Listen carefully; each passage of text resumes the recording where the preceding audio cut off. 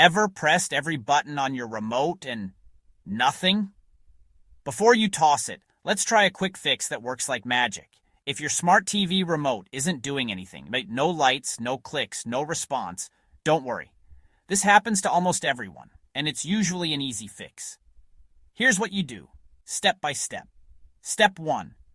Take the batteries out of the remote. Yep, just pop them right out and set them aside. Step 2. With the batteries still out, press and hold the power button on your remote.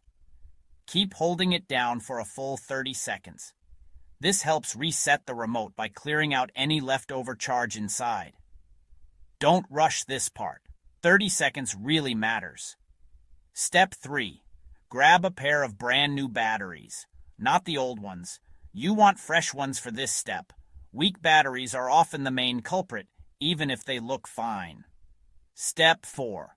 Put the new batteries in, point your remote at the TV, and press the power button.